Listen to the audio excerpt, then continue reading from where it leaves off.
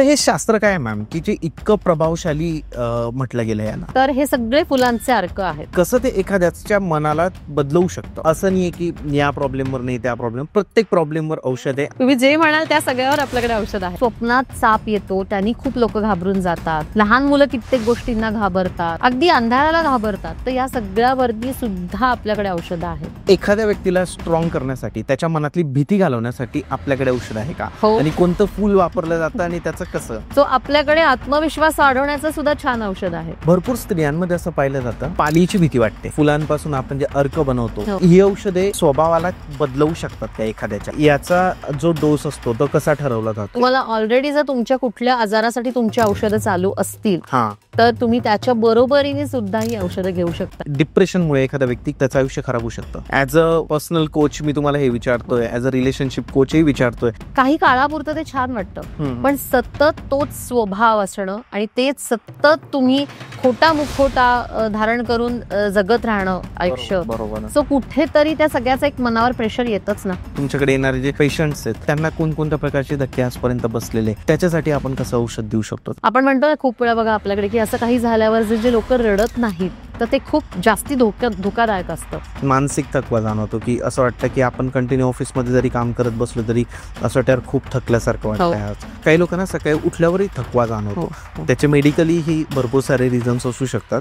तुम्हाला काय वाटतं मॅम, मेन रिझन काय असतात त्या गोष्टींचे? आधी मन आपलं आजारी पडतं आणि मग आपण शारीरिक दृष्ट्या आजारी पडतो. हॉर्नबीम हे औषध तुम्ही रोज चेहरा धुण्यासाठी जर वापरलत ना तर तुम्हाला अतिशय छान तरतरी येते. हे पण मी सांगते. लहानपणापासून आपण जे इमॅजिन केलं होतं की आपण हे करू किंवा असं, त्या सगळ्या गोष्टी नाही अनुभवता येते. याच्याने मॅम माइंड सेट होतं का त्यांचं, म्हणजे क्लॅरिटी मिळते का त्यांना? हो हो हो, नक्कीच मिळते. मला असं वाटतं जिथे अविश्वास येतो ना ती गोष्ट माणसाने करू नये. रेस्क्यू रेमेडी एक असते की जी तुम्ही त्याचा वापर करतात भरपूर वेळेस, तर ते काय? तुम्ही अगदी त्या चक्कर आलेल्या व्यक्तीच्या तोंडात 2 ड्रॉप्स जरी पटकन टाकले तरी सुद्धा ती व्यक्ती शुद्धीवर येण्यापर्यंतचे अनुभव येतात. ही औषधे कोणकोणत्या एज ग्रुपला आणि कोणकोणत्या प्रॉब्लेमवर काम करतात? नुकतंच जन्मलेलं बाळ आणि अगदी मरेपर्यंत माणूस हे औषध घेऊ शकतो.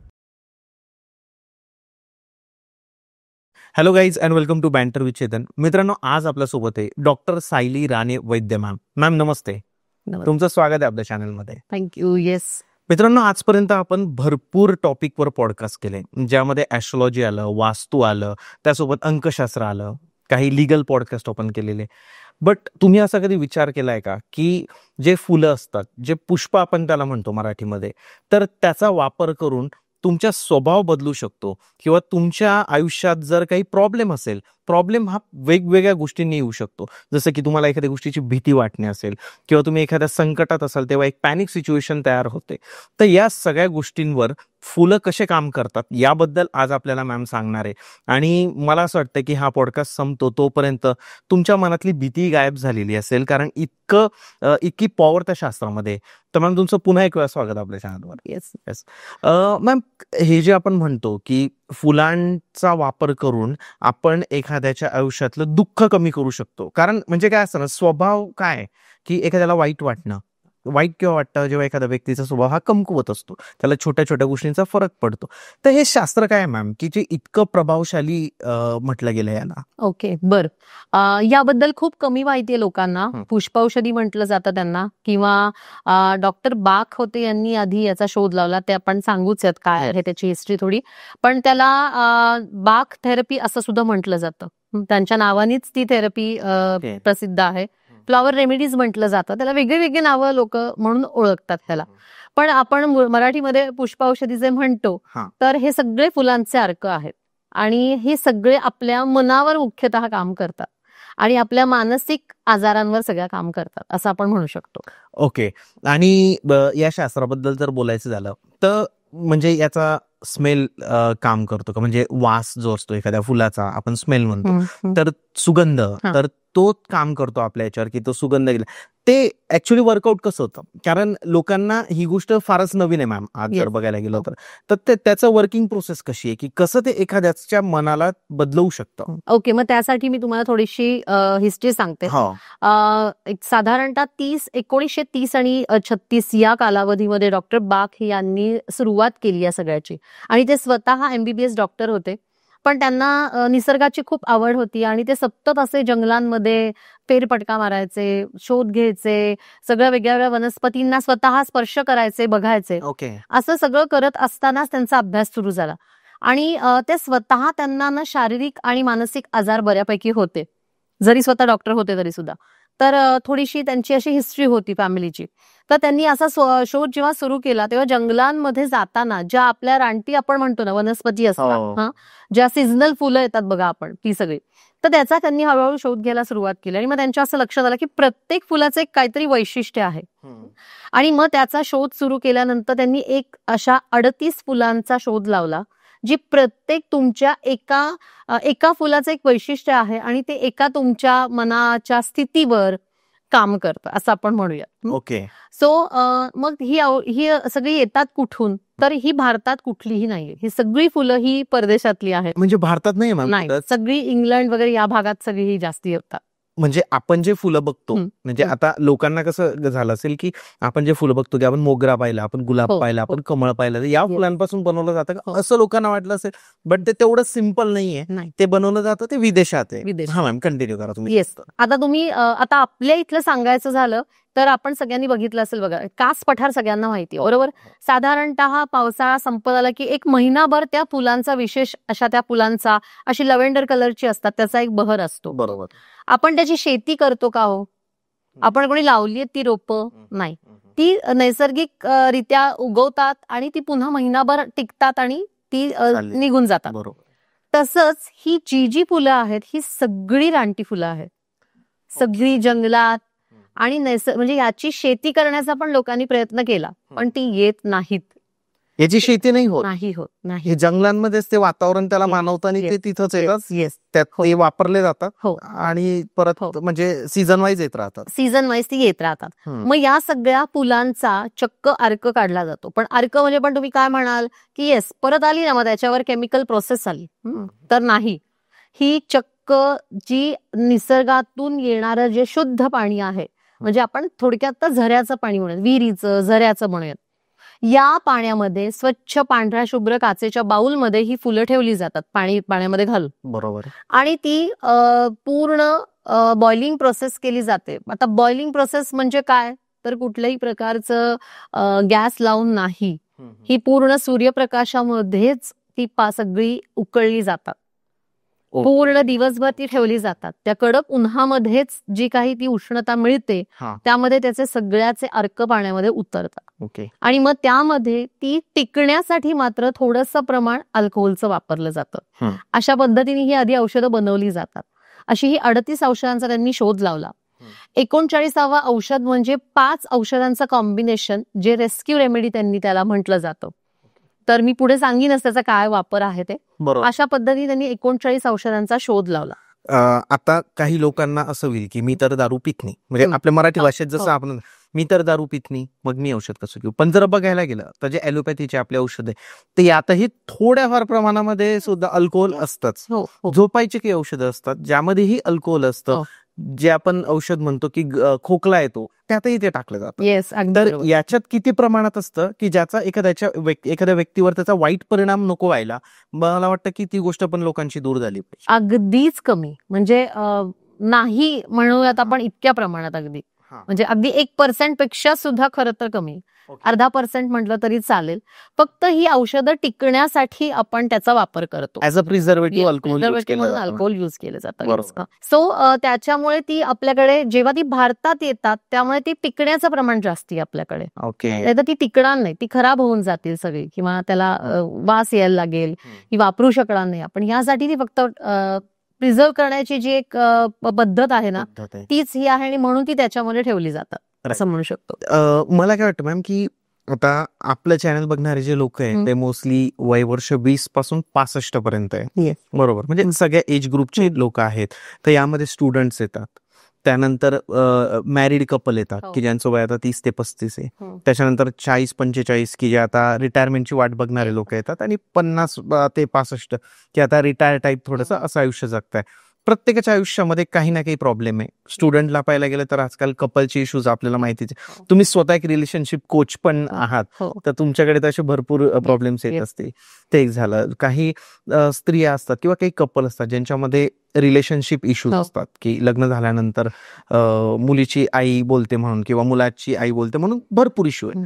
या सगळ्या गोष्टींमध्ये जर आपण कन्सिडर केलं प्रत्येक एज ग्रुपला, तर ही औषधे कोणकोणत्या एज ग्रुपला आणि कोणकोणत्या प्रॉब्लेमवर काम करतात? ओके, बर. एज ग्रुपचं म्हणाल तर नुकतंच जन्मलेलं बाळ बरं. आणि अगदी मरेपर्यंत माणूस हे औषध घेऊ शकतो. फक्त लहान मुलांना देण्याची त्याची पद्धत थोडीशी वेगळी आहे, इतकंच. त्याचं प्रमाण ठरलेलं आहे, त्याचा म्हणजे थोडक्यात डोस ठरलेला असतो.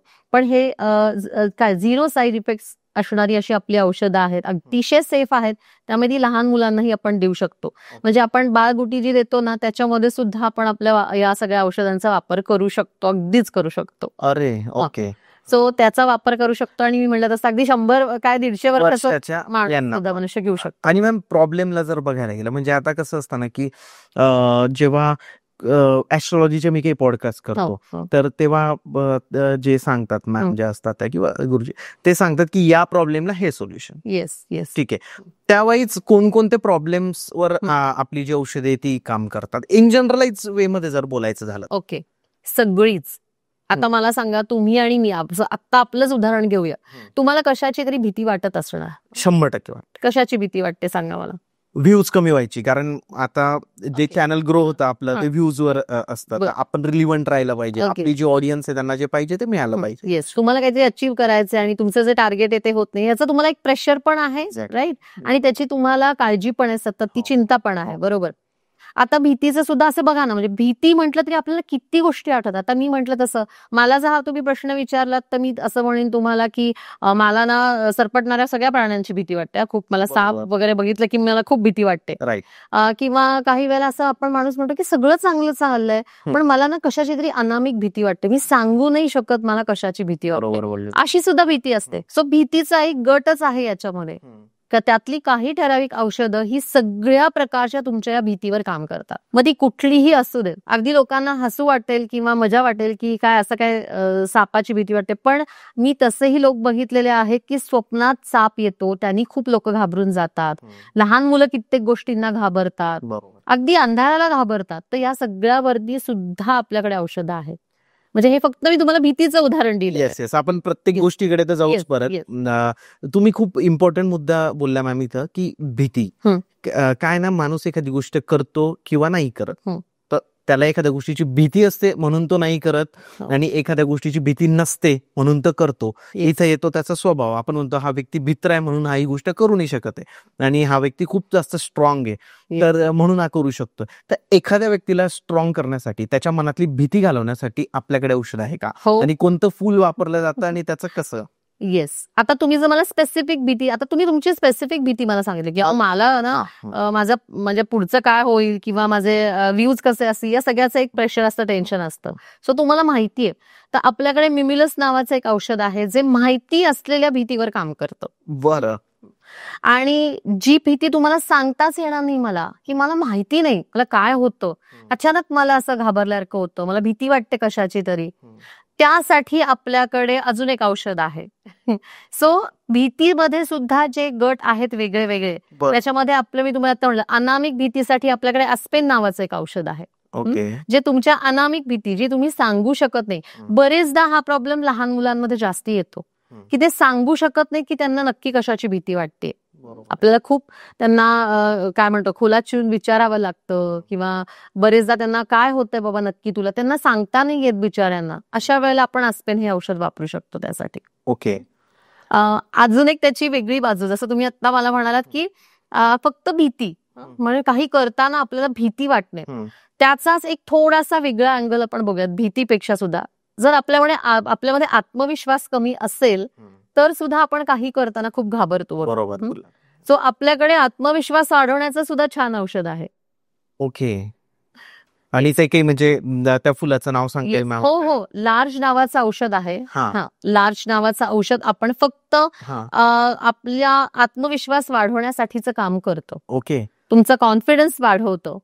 भरपूर स्त्रियांमध्ये असं पाहिलं जातं, म्हणजे मला एक जस्ट आठवलं म्हणून, की पालीची भीती वाटते, हो की पाल पाहिली की ते त्या रूम मध्ये पण नाही जात हो. किंवा हसबंडला सांगतात लवकर बाहेर काढ तिला, हो काहीही कर. हो तर अशा प्राण्यांच्या भीतीसाठी हं. किंवा स्पेसिफिकली अशा सरपटणाऱ्या Yes. प्राण्यांच्या Yes. भीतीसाठी हो. आपल्याकडे काय औषध आहे? हो म्हणजे म्युम्युलस कसं काम करतं? हो म्युम्युलस हे आपण त्याच्यात औषध देऊ शकतो ओके. आणि त्याने भीती कमी होते. म्हणजे लोकांना विश्वास बसणार नाही, पण भीती खूप कमी होते. प्रमाण फार म्हणजे ऑलमोस्ट माझ्याकडे आतापर्यंत बघितलेलं आहे मी, त्याप्रमाणे जवळजवळ 80-90% भीती कमी झालेली असते त्यांची.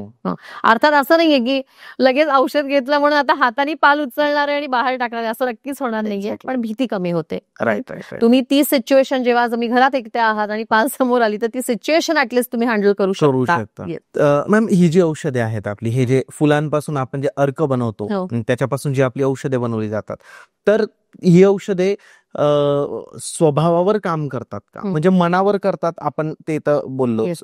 मेन स्वभावाला बदलवू शकतात का एखाद्याच्या? हो हो स्वभावाला औषध नाही हे आम्ही खोडून टाकतो वाक्य तिथेच, जेव्हा आपल्याकडे कोणी औषधासाठी येतं तेव्हा ते येस ही तुमच्या स्वभावावरच काम करतात. आता स्वभावाचे तर किती सारे पैलू असतात, म्हणजे कोणी अग्रेसिव्ह असतं, कोणी खूप शांत स्वभावाचं, कोणी शाय असतं, आपण म्हणतो तसं की बरोबर. हा बोलतच नाही अजिबात, हा ओपन अप होत नाही, किंवा हा काहीतरी स्वतःला शाणा समजणारा आहे. आता शाणा समजणारा यावर पण आपल्याकडे एक औषध आहे, चिकरी नावाचं एक औषध आहे, जे आत्मकेंद्री लोक असतात, की मी माझं माझं माझ्या गोष्टी, माझ्या पुरत्याच्या सगळ्या गोष्टी, या सगळ्यावरती थोडा इगो असणारे लोक, या सगळ्यावरती चिकरी नावाचं औषध फार छान काम करतं. म्हणजे या लोकांचा प्रॉब्लेम असा होतो की जेव्हा ते बिझनेस डील करतात किंवा त्यांना माहिती असतं की आपल्याकडून असं कुणी आपल्याला सजेशन दिलेलं हे ऍक्सेप्ट नाही होत त्या लोकांना, बट त्याचा त्यांना त्यांच्या व्यावहारिक जीवनामध्ये किंवा त्यांच्या कौटुंबिक जीवनामध्ये खूप प्रॉब्लेम होत असतो, बट त्या सिच्युएशनला ते तसं बिहेव करून टाकतात. Yes. त्यामुळे त्यांना जर कुणाला वाटत असेल की म्हणजे आता ही गोष्ट कशी होते, एखादा व्यक्ती समोरच्याला जाऊन डिरेक्टली बोलू नाही शकत की तू तसा वागतो, बट ते Yes. आपल्याला माहिती असतं की आपण असं करतोय, तर या व्यक्तीने स्वतःहून मॅमला कॉल करून ते औषध मागवू शकतात. येस येस येस नाही आहेत ना, असं हे काम खूप छान करतात आपली औषधं, म्हणून असे म्हटलं तसं की मुळात ती स्वभावावर काम करायला. आणि मी म्हटलं तसं की त्या माणसामध्ये मग असं नाही होणार आहे पुन्हा की आत्मकेंद्री स्वभाव त्याचा बदलणार आहे, पण तो थोडासा म्हणतो ना आपण दुसऱ्याचा विचार करणं इतपत ते तुम्हाला परोपकार बुद्धी आपण जी म्हणतो ती त्याच्यामध्ये येऊ फक्त शकते. स्वतःचाच विचार, स्वार्थी विचार, हे सगळं कमी व्हायला लागतं आपल्या एक्झॅक्टली. औषधाने. Right right. मॅम, आता एखाद्या व्यक्तीने जर समजा हे औषध कंझ्युम करायला स्टार्ट केलं, तर याचा जो डोस असतो तो कसा ठरवला जातो? म्हणजे जसं एखाद्याची भीती घालवायचं आपण जर उदाहरण घेतलं, तर एका दिवसामध्ये किती वेळा ते औषध घ्यावं लागतं, किती दिवसांकरता घ्यावं लागतं, ड्युरेशन वाईज काय सांगा? ओके, साधारण याचे 3 डोस असतात. हे आपण 2 पद्धतीने घेऊ शकतो. एक तर आपण लिक्विड फॉर्म मध्ये लोकांना देतो, किंवा मग तुम्ही ते होमिओपॅथीच्या गोळ्यांमध्ये त्या आपली औषधं त्याचे ड्रॉप्स टाकले जातात आणि तुम्ही गोळ्या पण घेऊ शकता, कारण काही लोकांना ऑफिसमध्ये कुठेही ते कॅरी करायला सोपं पडतं, म्हणून लिक्विड थोडंसं अवघड होतं सगळीकडे कॅरी करायला. 3 डोस असतात याचे.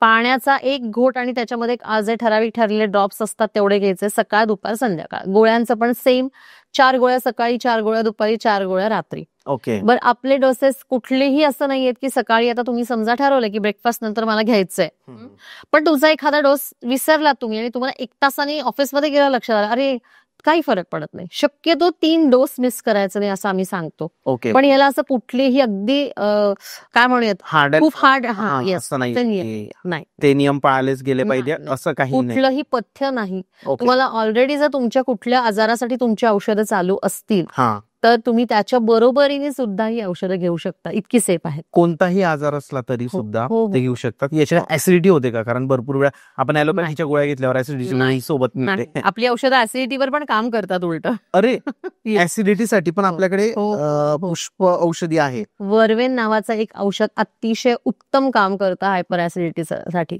खूप छान काम करतं. एक सगळ्यात महत्वाचा मुद्दा, जसं आपण कोरोना पिरियड मध्ये बघितलं की सुशांत सिंग राजपूतचं एक्झाम्पल असेल, त्यानंतर भरपूर असे 2-3 एक्झाम्पल पाहिले की ज्या लोकांनी त्यांचा जीव गमावला आणि त्यामागे भरपूर सारे रिझन असू शकतात, बट एक रिझन होतं डिप्रेशन, की कंटिन्यू एका रूम मध्ये राहून किंवा लोकांशी संभाषण नाही करता आलं, म्हणून लोक डिप्रेशन मध्ये गेले होते कोरोनामध्ये भरपूर सारे. तर काय वाटतं मॅम, की डिप्रेशन किती हानिकारक असू शकतं? पहिले तर मला तुम्ही ते सांगा. ऍज अ पर्सनल कोच मी तुम्हाला हे विचारतोय, ऍज अ रिलेशनशिप कोचही विचारतोय, नंतर आपण पुष्प औषधे त्याच्यावर कसं काम करतात त्याकडे येऊ. पण सगळ्यात आधी, की डिप्रेशनमुळे एखादा व्यक्ती किती त्याचं आयुष्य खराब होऊ शकतं?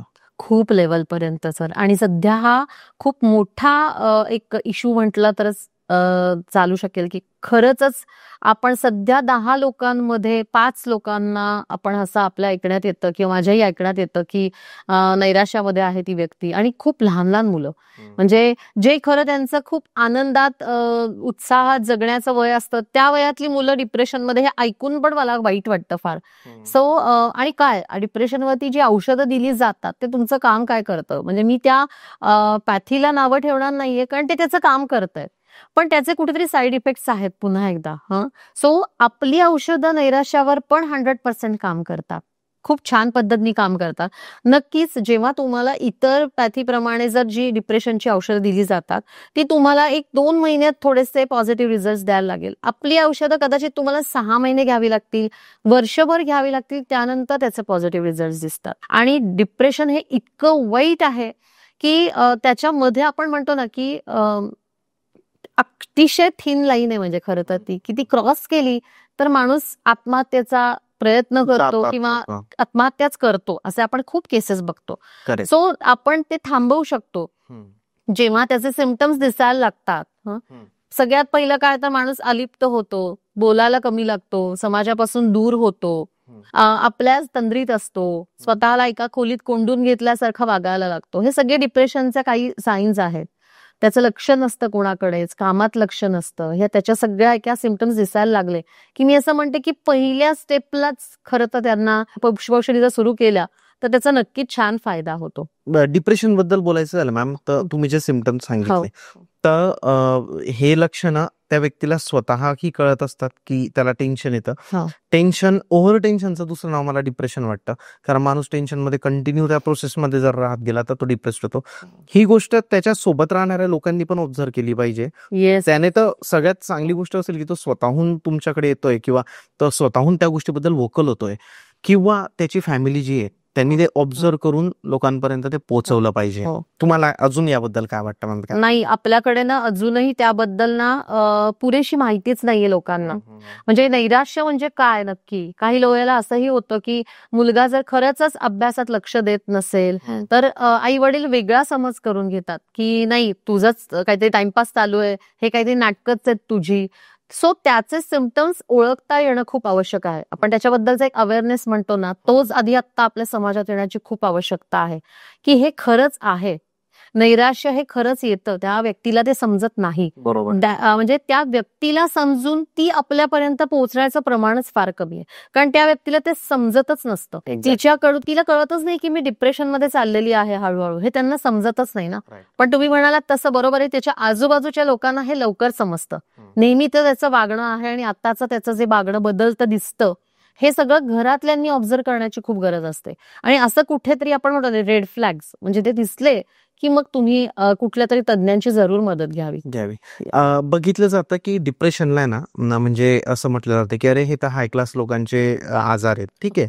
पण बघायला गेलं तर सगळ्यात जास्त सुसाईड हे गावाकडे होत आहे. शेतकरी कर्जामुळे जेव्हा सुसाईड करतो तर तोही डिप्रेशनचा शिकार होऊनच ते सुसाईड करतोय, तो काही मजेत या गोष्टी करत नाहीये, कारण गावाकडे त्या गोष्टींबद्दल बोललं पण नाही जात. आज तरी शहरामध्ये एखाद्या व्यक्तीला जेव्हा असं वाटायला लागलं, तो मित्रांसोबत बसलेला असेल तेव्हा तो त्यांना सांगतो की यार मला टेन्शन आलंय, त्याचे मित्र त्याला हेल्प करतात.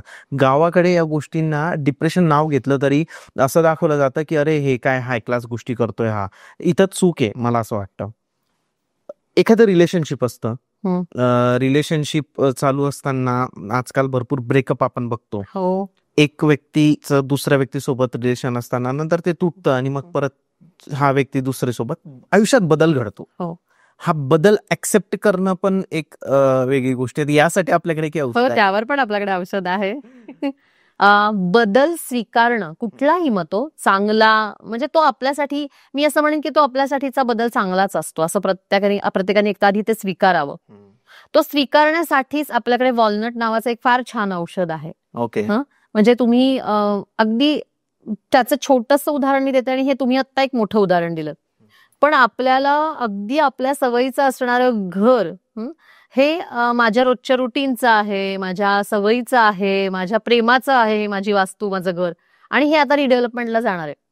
तर याचा सुद्धा लोकांना त्रास होतो. मग आता मला दुसऱ्या ठिकाणी जायचंय, मला तिथे ऍडजस्ट करायचंय, माझ्या सवयीचं हे माझं प्रेमाचं घर आता नसणार आहे, ही गोष्ट पण लोक नाही पटकन ऍक्सेप्ट करू शकत. याचा सुद्धा लोकांना मानसिक त्रास व्हायला लागतो, जे काही लोक बोलून नाही दाखवत.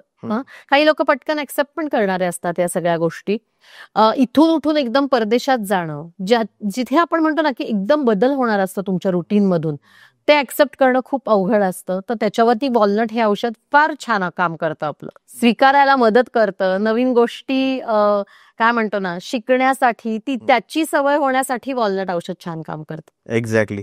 कारण हा मुद्दा पण आहे की आपण एखाद्या कंपनीतून दुसऱ्या कंपनीत जातो तर 6 महिने आपल्याला फक्त तिथं सेट व्हायला लागतात, आणि मग तो जो पहिला पिरियड असतो थोडा असा ऑकवर्डनेस असतो, हे सगळं, तर तेव्हाही ही औषधी त्या लोकांना कामात येस, अगदीच. करेक्ट. मॅम, आयुष्यामध्ये ना प्रत्येक व्यक्तीकडून काही ना काही चूक झालेली असते. जेव्हापासून आपण जन्माला येतो आणि जेव्हापासून थोडं समजायला लागतं, स्कूल पासून कॉलेजेस, आपण फॅमिली सोबत चुका मित्रांसोबत होतात, आपल्या गर्लफ्रेंड सोबत होतात, मल्टिपल गोष्टी कंपनीत होतात, गिल्ट निर्माण होते खूप. एक असं असतं नाही का की यार हे मी त्या पिरियडला नको करायला पाहिजे होतं, आणि एखादा व्यक्ती त्या गिल्टच्या ओझ्याखाली इतका दबून जातो की इमॅजिन पण नाही करू शकत, आणि त्याचं रूपांतर परत ते डिप्रेशन मध्ये किंवा ते म्हणतो ना स्वतःचीच लाज वाटायला लागते त्याला. तर गिल्ट घालवण्यासाठी आपल्याकडे काही औषध आहे का? हो, आहे. तुम्ही जे म्हणाल त्या सगळ्यावर आपल्याकडे औषध आहे. ओके. येस, पाईन नावाचं एक औषध अतिशय उत्तम आपल्याकडे काम करतं. आणि तुम्ही आता म्हणालात तसं की छोट्या गोष्टीत सुद्धा आपल्याला गिल्ट फील येतो बघा, की नाही मी उगाच बोलले, त्याला दुखवायला नको पाहिजे होतं, मी फार हार्श बोलले का, किंवा माझ्याकडे चुकून बोललं गेलं का, असा आपल्याला पश्चाताप होतो ना. सो जिथे आपल्याला हा पश्चाताप असतो ना, त्याच्यावर पाईन हे औषध फार छान काम करतं आपल्याकडे. ओके. म्हणजे असं नाहीये की या प्रॉब्लेमवर नाही, त्या प्रॉब्लेम, प्रत्येक प्रॉब्लेमवर औषध आहे, आणि खूप एक लाईन आहे त्याची एक स्पेसिफिक, की म्हणजे याच्यासाठी हे, त्याच्यासाठी ते, भीतीसाठी वेगवेगळं औषध. हे सगळं प्रत्येकाचा जो स्वभाव आहे त्याच्यावर काम करतात.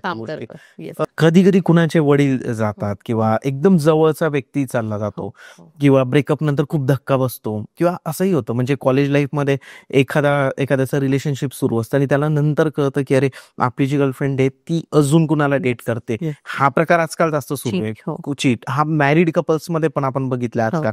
तर मॅम, जो धक्का बसतो ना तो खूप वेगळा असतो या सिच्युएशन मध्ये.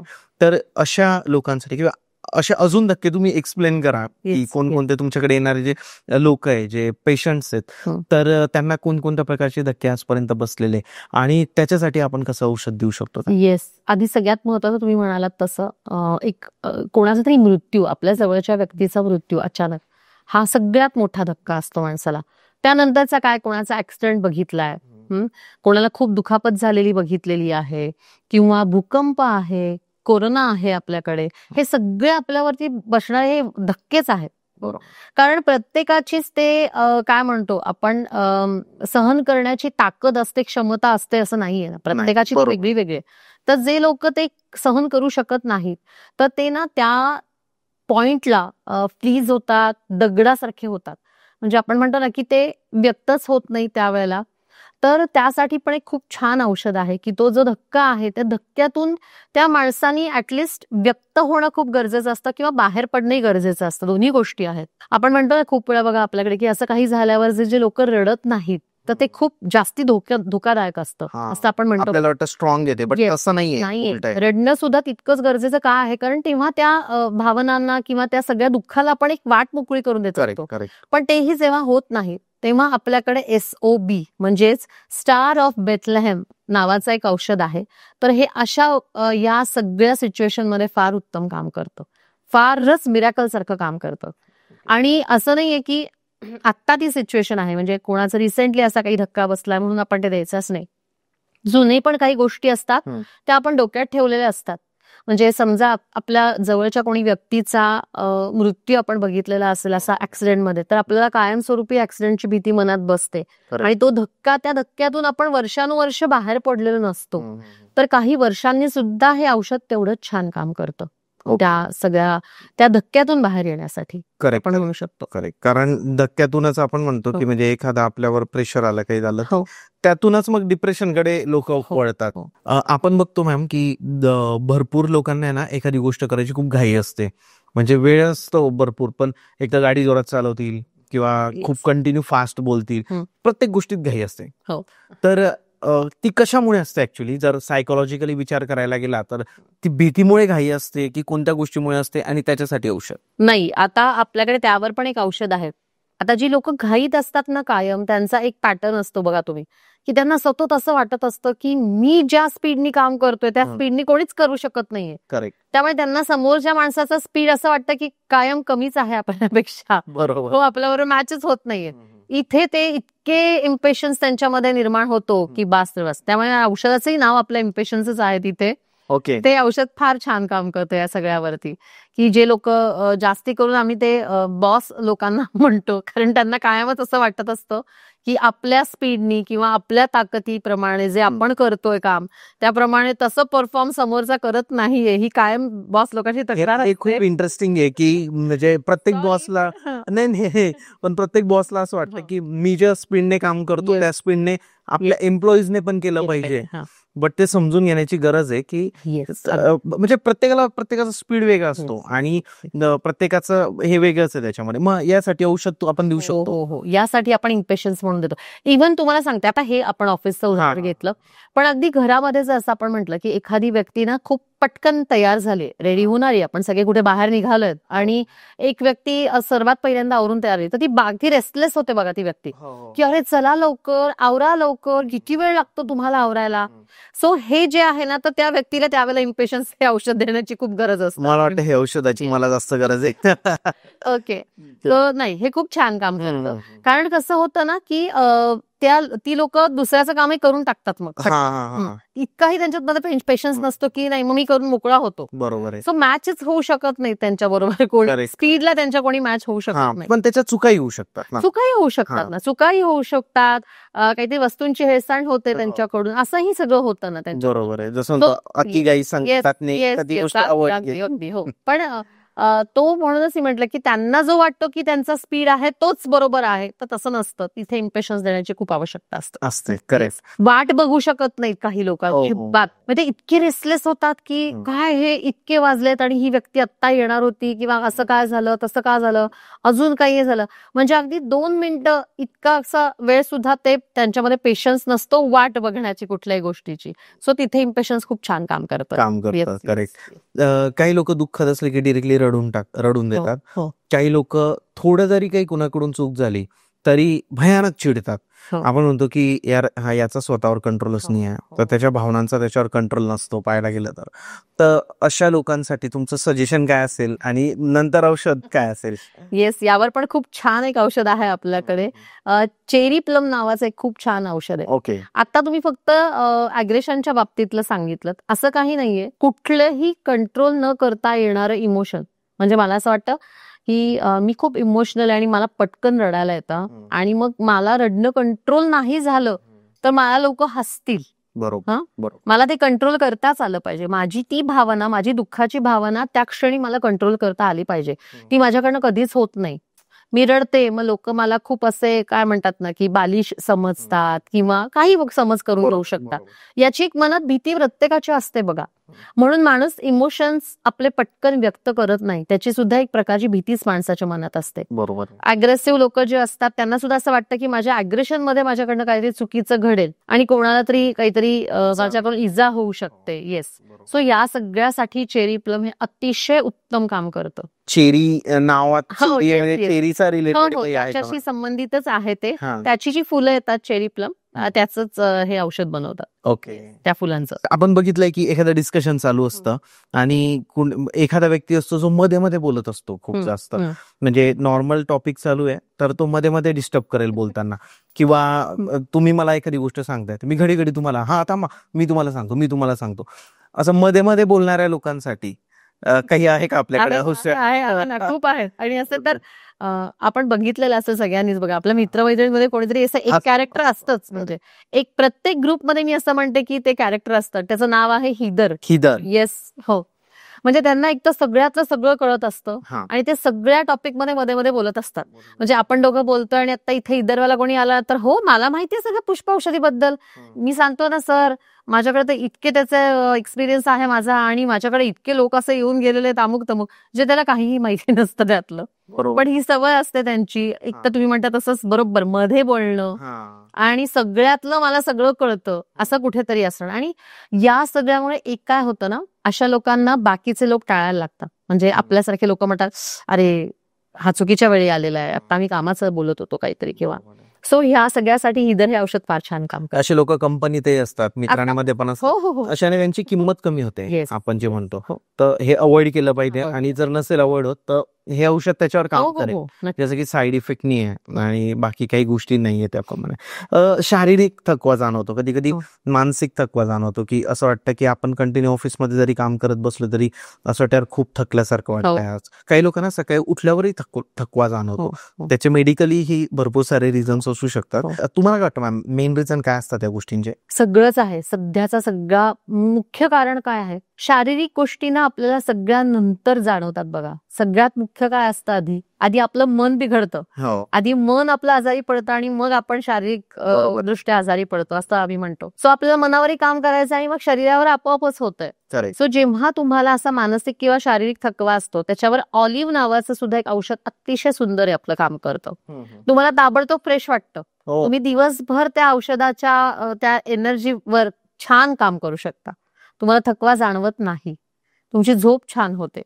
तर ऑलिव्ह हे औषध खूप छान काम करतं त्या सगळ्यावर. भरपूर लोक असे बघतो आपण आजकाल की जे हसत असतात, कंटिन्यू असतात. आपण म्हणतो की अरे यार हा किती हसतोय, पण त्या व्यक्तीलाच माहिती असतं की त्याच्या लाईफमध्ये किती दुःख चालू आहे. अशा लोकांबद्दल तुम्ही काय सांगा? ॲग्रीमनी नावाचं एक औषध खूप छान आहे.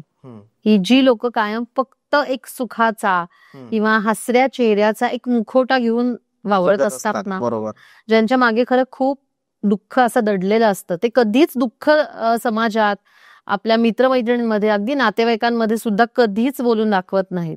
तर त्याच्यासाठी सुद्धा, आणि कसं आहे ते काही काळापुरतं ते छान वाटतं, पण सतत तोच स्वभाव असणं आणि तेच सतत तुम्ही खोटा मुखोटा धारण करून जगत राहणं आयुष्य, सो कुठेतरी त्या सगळ्याचा एक मनावर प्रेशर येतच ना.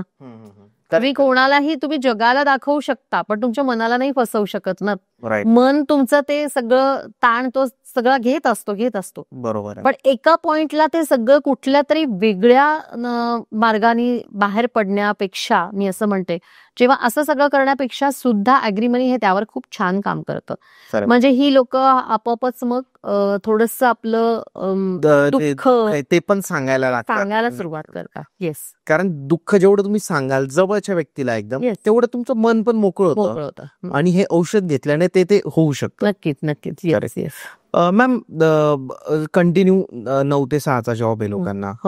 ठीक आहे, सॅटर्डे संडे पण आजकाल एक दिवस डीमार्ट मध्ये जातो आणि बाकी थोडंफार काही काम असलं तर, ज्या लहानपणापासून आपण जे इमॅजिन केलं होतं की आपण हे करू किंवा असं, त्या सगळ्या गोष्टी नाही अनुभवता येते. रुटीन बनून गेलंय आयुष्य एक, आणि पूर्ण अडकून गेलेला आहे एखादा व्यक्ती त्यामध्ये.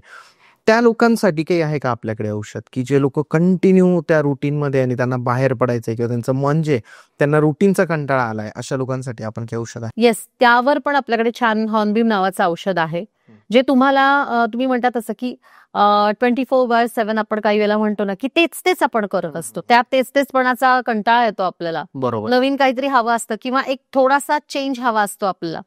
किंवा आपण म्हणतो ना की नाही मी या रोजच्या रुटीन मधून ना अगदी तासभर जरी माझ्या मित्रमैत्रिणींना भेटून आली ना तरी मी रिफ्रेश होते.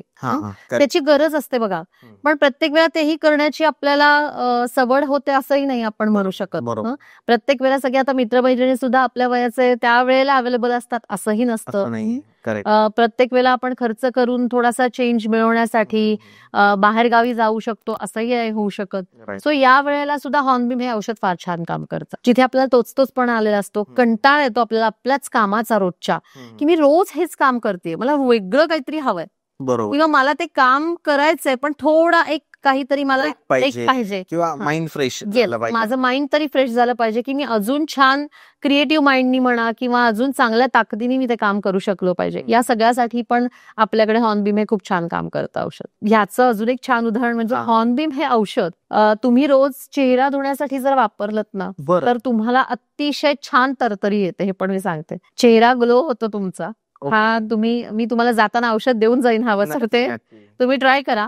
आपण रोज जेव्हा आपला चेहरा धुतो, स्वच्छ करतो संध्याकाळच्या वेळेला किंवा सकाळी पण उठल्या त्यावेळेला आपण ओंजळीत पाणी घेतल्यावरती त्या ओंजळीतच थोडेसे त्या औषधाचे हॉर्नबीमचे ड्रॉप्स टाकायचे आणि त्यांनी चेहरा जर धुतला तर तुम्हाला वेगळा चेहरा तुमचा टवटवीत फ्रेश असा जाणवेल. अरे इंटरेस्टिंग आहे फार.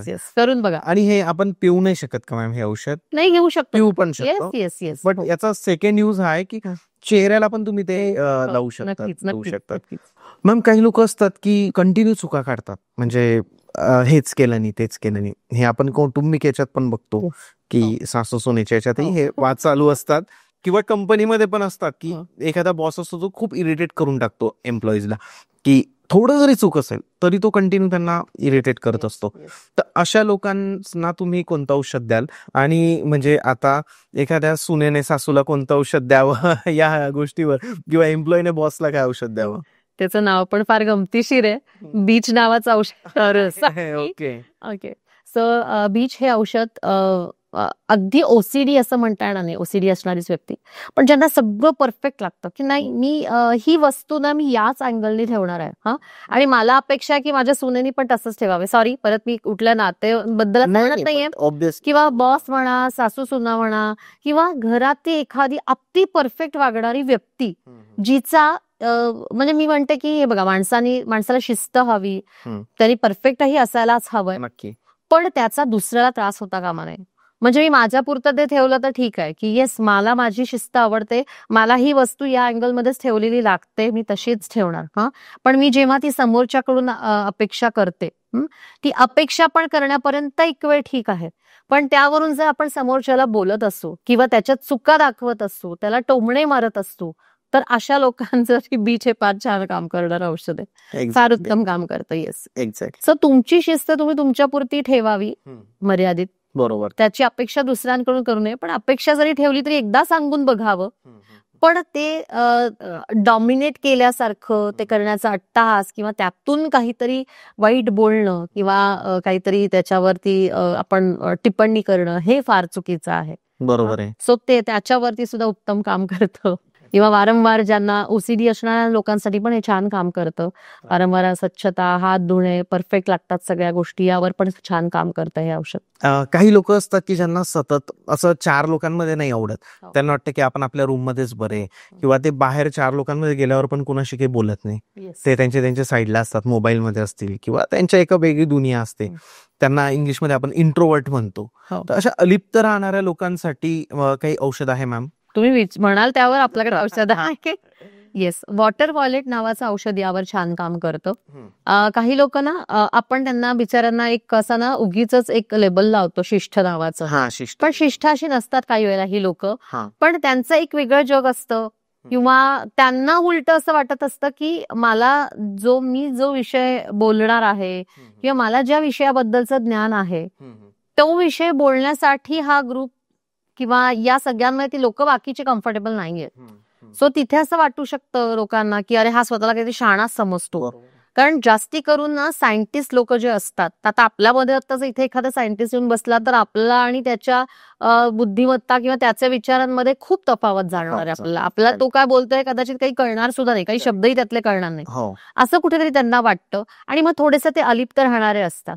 तर अशा लोकांवरती वॉटर वॉलेट हे फार छान काम करतं औषध. करेक्ट. काही लोक फार कन्फ्युज असतात, त्यांना असं चूज नाही करता येत की मी हे सिलेक्ट करू की हे सिलेक्ट करू, किंवा विकत घेताना पण 2 शर्ट आले तरी त्यांना नाही समजत की मी हे शर्ट घेऊ की ते शर्ट घेऊ. अशा कन्फ्युजिंग लोकांसाठी काय औषध द्याल मॅम तुम्ही? स्क्लेरेन्थस म्हणून खूप छान एक औषध आहे जे असं कायम इकडे का काय करू, मी इकडे जाऊ का तिकडे जाऊ, मी हे घेऊ का ते घेऊ, बरोबर. असं 2 गोष्टींमध्ये जेव्हा त्यांना निवड करण्यासाठी खूप प्रॉब्लेम्स येतात. आणि हे नेचर त्यांचं कायम असतं, कायम असतं. रिलेशनशिप मध्ये Yes, असतं. yes. 2 मित्र असतात किंवा 2 मैत्रिणी असतात, हो, येस. त्यातही भरपूर लोक हो, कन्फ्युज होतात. हो. सो त्यावेळेला स्क्लेरेंथस हे खूप छान काम करतं औषध. त्या लोकांसाठी आहे हे, हो, त्या प्रत्येकासाठी. लोकांसाठी आहे हे. ज्यांना Yes. एखादी गोष्ट चूज नाही करतायत. हो. याच्याने मॅम माइंड सेट होतं का त्यांचं, म्हणजे क्लॅरिटी मिळते का त्यांना हो, औषधांनी? नक्कीच मिळते. औषधं खूप छान काम करतात. नक्कीच मी म्हटलं तसं की इतर पॅथीप्रमाणे काही तुम्हाला गोळी घेतलीये पेन किलर सारखी आणि लगेच त्याचे रिझल्ट मिळत असं नक्कीच होत नाही. एक 4-6 महिन्यात आपल्याला पण असंही नाही म्हणता येणार. माझ्याकडे तर काही पेशंट्स असतात की 15-20 दिवसात त्यांना छान असा फरक जाणवायला लागतो, रिझल्ट मिळतो पॉझिटिव्ह. आणि 6 महिने तर वर्षभर औषधं घ्यावीत. म्हणजे तुम्ही सगळ्यांसारखे एका नोटवर आपण म्हणतात नॉर्मल एका लेवलला येता असं आपण म्हणू शकतो या सगळ्यामध्ये. काय असतं ना की आता ऍस्ट्रॉलॉजीच्याही काही रेमेडी जेव्हा देतात तेव्हा लोकांच्या अशाही कधी कंप्लेंट येतात की आम्हाला तर 8 दिवसात फरकच नाही पडला. बट रेमेडी ही करायची असेल शेवटी, हे पण आपली एक रेमेडीज. तुम्ही जी ऍस्ट्रॉलॉजर सांगतो किंवा आता तुम्ही पुष्पौषधी तज्ञ आहात, तर तुम्ही जे सांगतात ते प्रॉपरली जर तुम्ही फॉलो केलं तर त्याचा फरक पडतो. तुम्हाला नुसतं रोज देवपूजा करायला सांगितली तरी आज जे लोक बघत असतील, मला माहित नाही किती लोक करतात, पण नाही करू शकत किंवा नाही करत. तर या रेमेडी करायला तुम्हाला किती तुम्ही एक ओझं म्हणून करतात, त्याला ओझं म्हणून नाही बट एक रुटीन म्हणून तुम्ही केलं पाहिजे.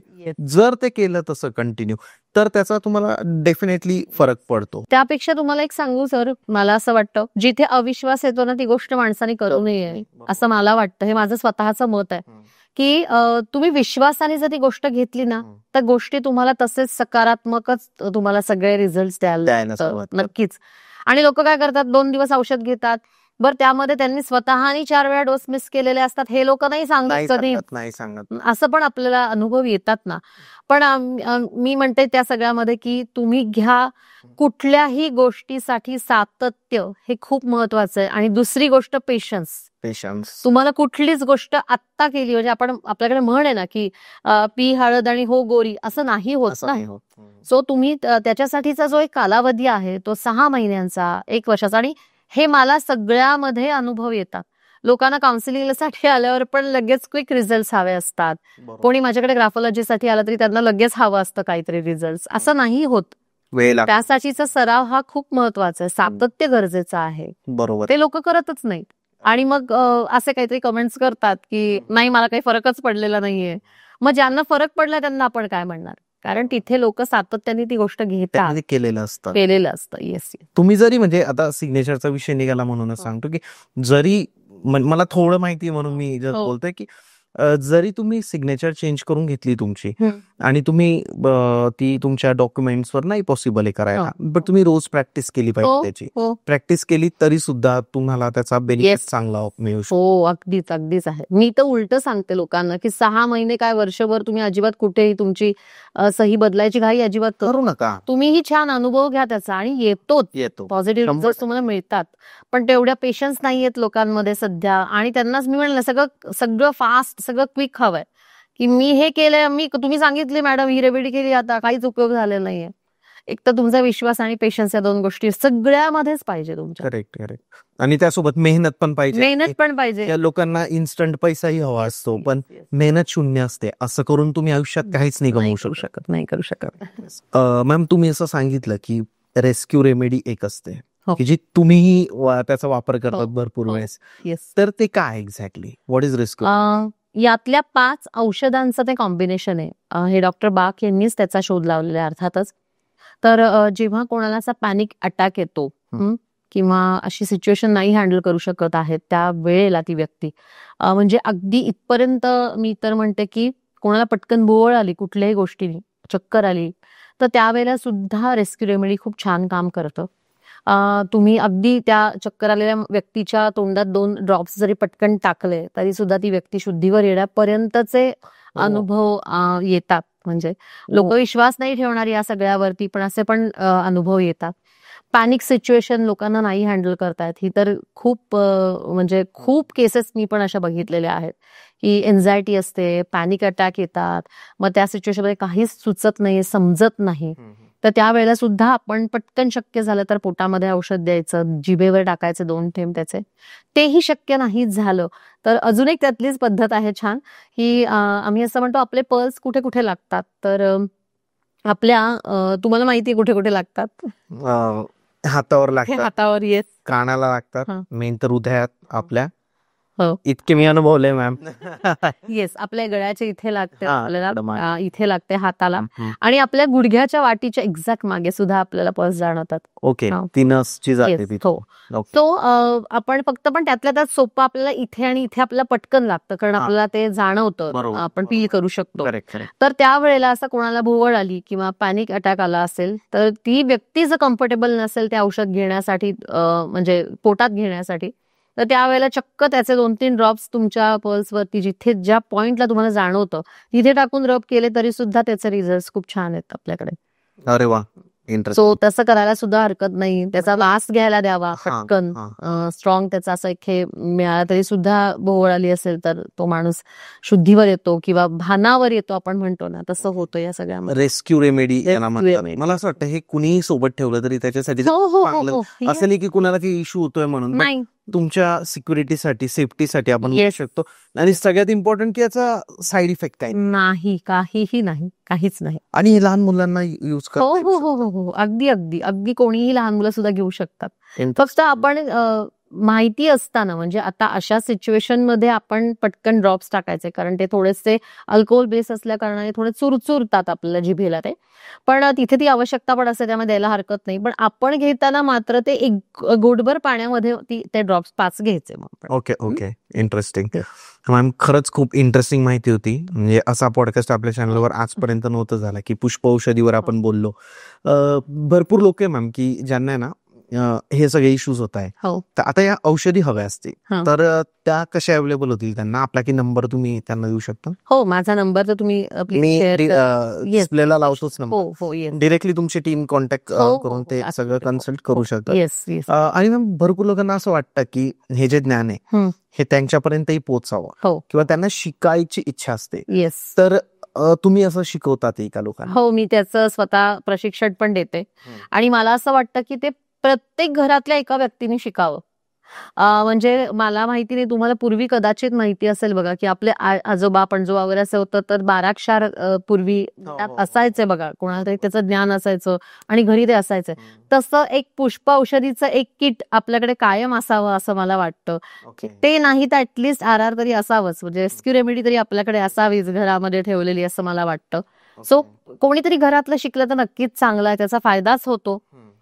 हे शिकून तुम्ही इतरांनाही मदत करू शकता आणि याला कुठल्याही तुम्हाला मेडिकल बॅकग्राऊंडची आवश्यकता नाहीये. माझी स्वतःची ती बॅकग्राऊंड नाहीये, कारण बरोबर. आणि मी स्वतः इन्स्टिट्यूटची फर्स्ट लेवल पण दिलेली आहे आणि मी इथल्या आपल्या पुणे मुंबई भागातल्याच 4-5 वेगळ्या लोकांकडे शिकलेली आहे आणि प्रॅक्टिस पण करते अर्थात त्याच्यामध्ये, आणि छान आपल्याकडे रिझल्ट्स आहेत त्याचे. तर मी स्वतः डिझाईन केलेला असा एक त्याचा कोर्स आहे ज्याच्यामध्ये त्याचं प्रशिक्षण दिलं जातं, आणि ऍडव्हान्स कोर्स जो आहे त्याच्यामध्ये आपण फिल्म्स आणि हे सगळं दाखवून थोडासा वेगळा कोर्स तो एक डिझाईन केलेला आहे. शूट असणार आहे का मॅम ते हो, proper? It's kind of story movie. मध्ये. अरे वा, नाईस नाईस. तुम्हाला स्टोरी फॉर्म मध्ये प्रत्येक एका औषधाची माहिती आहे, पण तो ऍडव्हान्स मध्ये येणार आहे. येस.